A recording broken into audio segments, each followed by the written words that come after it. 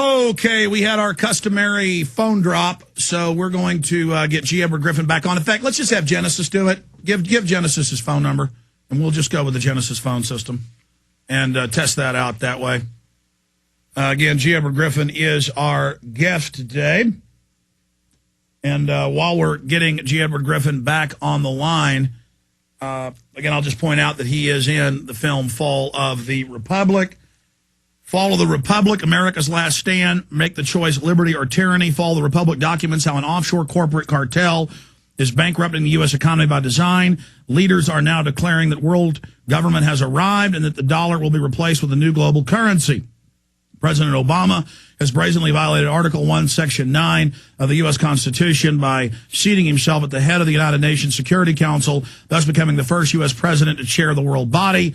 A scientific dictatorship is in its final stages of completion, and laws protecting basic human rights are now being abolished worldwide. An iron curtain of high-tech tyranny is now descending over the planet.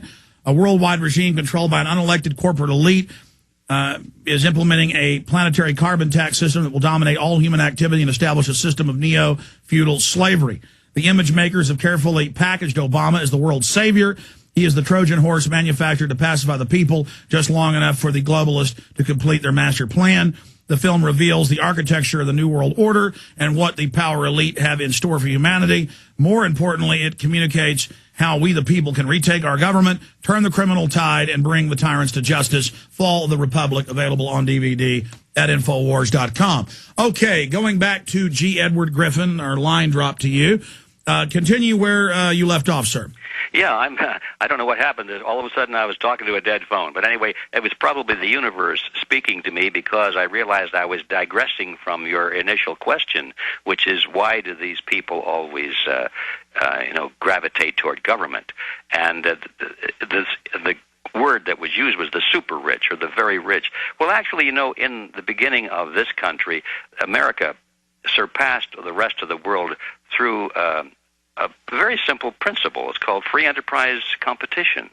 And under those conditions, people compete. They produce the best product and service they possibly can at the lowest possible price. And this leads to great systems of efficiency and productivity. And that, in my view, is what made America so great, because we came from a virtual wilderness. Europe was already far ahead of us, but we bypassed Europe because of free enterprise competition. Well, then toward the end of the 1800s, these very wealthy people who had become the captains of industry, as they like to call them, the Rockefellers and the Carnegies and so forth, had already reached great fortunes, acquired great fortunes, and decided that competition was no longer in their best interest.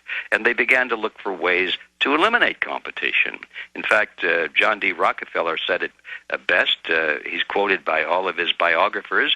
He said, "Competition is a sin." Well, of course it's a sin if you're at the top of the pyramid and you don't want anybody competing with you because you're already in first place.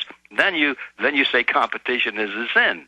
And from that period of history, about the 1880s on, there was a rather substantial and rapid change in the way Americans did business.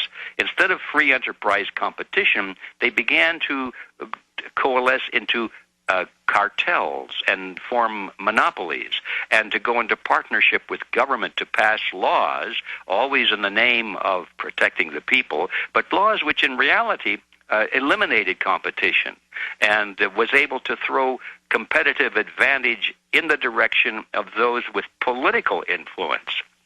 And so we saw a change in the way people became rich. It used to be they became rich by competing and by producing goods and services. And then by the 1900s, they became rich by not competing and instead using their prowess and their expertise to buy politicians, to create laws that would eliminate their competition and give them unfair advantage. And so that's how we see the big bankers publicly funding fascism and communism, now declassified that Hitler and Mussolini were MI5 and were basically set up. I mean, this is the sophistication of the Milner Group and this British model, this imperial model of hiding your true government behind front men. And so elites can come in have the government give them the power to issue currency and credit and buy up the planet. But still, some people don't want to sell. So now you pass big environmental laws, which the Rockefellers admit they founded, which they also founded the worldwide acceptance of eugenics. Over 100 years ago, as you know, the rock stars were scientists. And these elites were smart. They financed most of the scientists. And they said, come up with systems of social control to divide and conquer people, to dumb them down, to take over government, to centralize control, to take over education, to render the public weak and impotent against us. As Bertrand Russell said, through social engineering that the elite finance, in his own words, a rebellion by the lower classes, or the proles, as he called us, using communist terminology, though he worked for the big money banks and was MI6 himself, and OSS before that, Nobel Prize winner. He said, a rebellion by the proles will be as unthinkable as a rebellion of sheep against the practice of eating mutton, or sheep is what mutton means for those that don't know. So they're saying we're blind, dumb sheep, that sheep don't rebel against their owner when they're getting slaughtered, do they, G. Edward? Well, no, and cattle don't, and a lot of all those domesticated animals don't, and now we're back to Norman Dodd, because what he discovered when he was talking with the heads of these tax-exempt foundations is that they were laying a master plan which had as its goal how to make the population of America docile, like cattle and sheep, and how to get them to accept all of these things without complaining.